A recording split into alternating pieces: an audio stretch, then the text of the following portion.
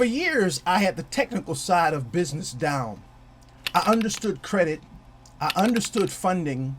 I understood structure. I understood leverage. I could teach it. I could explain it. I could map it out step by step. And I was working 12 hours, sometimes 14. But my income hit a ceiling. No matter how hard I pushed, revenue wouldn't rise. Then it would rise. Then it would stall. Opportunities would show up, then disappear. Money would come in, then slow down. It felt like pushing a boulder uphill every single day. And here's what confused me. I wasn't lazy. I wasn't distracted. I wasn't ignorant. So what was it? I finally realized something that changed everything. Physically, I was at my desk, but mentally, I had left the building. And once I saw that, I understood something deeper. The problem wasn't strategy, it was presence. And the habit that was killing my income was something I learned when I was a child. Let me explain this clearly. Whenever financial pressure showed up, a declined application, a tough negotiation, a cash flow crunch, an investment that didn't work, or conflict with a client, something happened inside me. My body stayed, but my mind checked out. I would still answer emails. I would still talk on the phone. I'd show up for meetings. I would still function, but I wasn't there. There was a slight fog, a detachment, a subtle withdrawal. I call it now the Dissociation Tax. And it's very expensive because you cannot close deals when you are not present. You cannot lead powerfully when you are emotionally absent. You cannot build wealth if you leave every time it gets uncomfortable. So I asked myself a hard question. Where did I learn this? Because habits don't appear out of nowhere. They are built somewhere. And that's when I traced it back to when I was 9, 10 years old. You see, when I was young, I was abused. I don't need to give details. The details are not the point today. What matters is what I learned. I learned how to leave, not physically, but emotionally. I learned how to disappear while still being in the room. I learned how to quiet my mind. I learned how to detach from what was happening because detaching felt safer than staying present. It was survival. And I want to say this clearly. Leaving was not wrong. It was brilliant.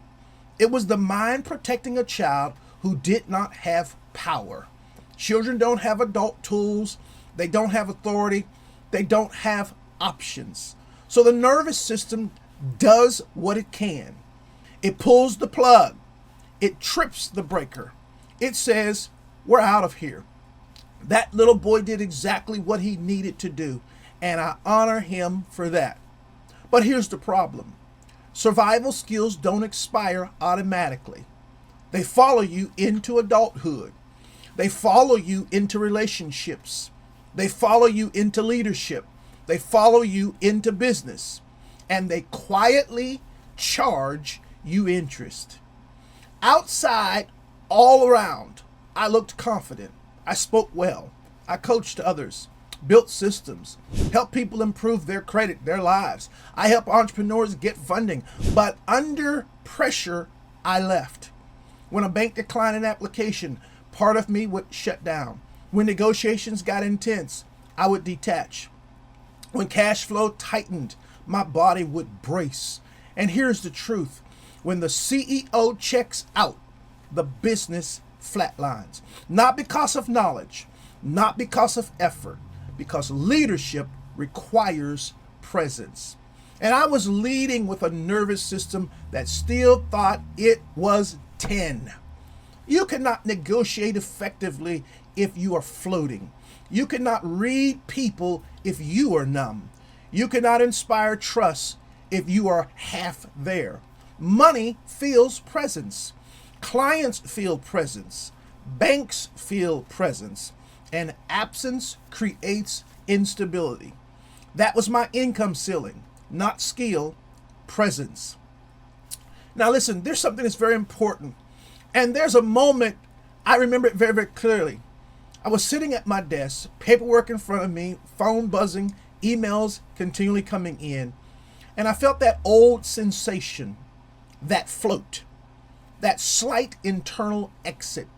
And something inside me said, "Are you here?" It hit me.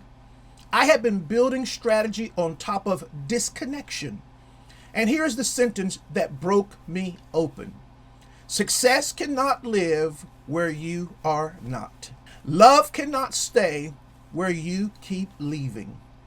Opportunity cannot grow where you remain guarded. Money cannot flow where fear keeps pulling the plug. I didn't need more hustle. I needed to return. So how did I do this? How did I break this pattern? Once I saw it, I refused to shame myself. Shame keeps you stuck. Awareness sets you free. So I created a simple system, a protocol, because men like systems. We like steps. We like something we can execute. I call it the re-entry protocol. Step 1 is the awareness check. Several times a day, I asked, am I here? Not metaphorically, literally. Can I feel my feet on the floor? Can I feel the chair under me? Can I feel my breath? If I couldn't, I knew I had left. That awareness alone was powerful because you cannot fix what you do not see. Step 2, the safety update. This part changed everything. When I noticed myself leaving, I would speak to my nervous system. Not out loud every time, but internally, I would say, we are not 10 anymore. This is not danger. This is just a business situation. It is safe to be here. You would be surprised how powerful that is. Your nervous system doesn't run on logic. It runs on pattern, and patterns must be updated. Step 3, the re-entry. This is where growth happens. Instead of avoiding the hard email, I opened it. Instead of delaying the call, I made it. Instead of numbing, I stayed. Presence feels uncomfortable at first, especially when leaving used to feel safe. But growth lives in discomfort. And every time I stayed, I built new wiring. Now, what are the results? When I stopped leaving, money moved. The shift was not instant riches. It was something more important. Stability, clarity, confidence, consistency. When I stayed present, my credit utilization improved because I stopped ignoring bills out of anxiety. I followed through on applications. I negotiated better. I made clear decisions. I built stronger relationships. People felt my steadiness. Banks responded differently. Clients trusted more. Opportunities expanded. And here's what I learned. Money flows toward grounded leadership. Not frantic energy, not hustle alone, grounded presence. That was the ceiling I finally broke.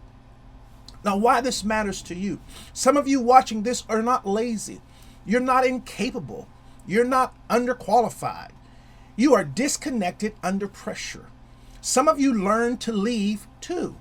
Maybe it was chaos. Maybe it was rejection. Maybe it was fear. Maybe it was instability.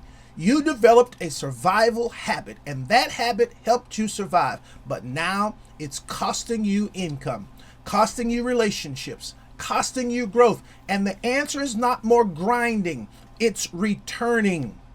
In my CBL Wealth Blueprint, we talk about credit, business, and life alignment. But here's the truth. Life drives everything. If your nervous system is unstable, your credit behavior will reflect it. Your business decisions will reflect it. Your income will reflect it. Belief creates feeling. Feeling drives action. Action produces results.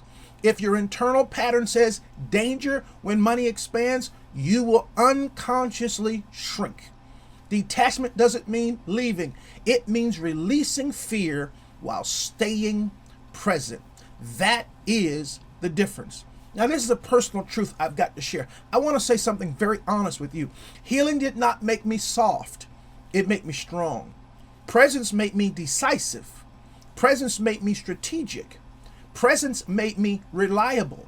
I stopped trying to prove my worth and started operating from it. That changed everything. Listen, if you feel stuck at an income ceiling, ask yourself this.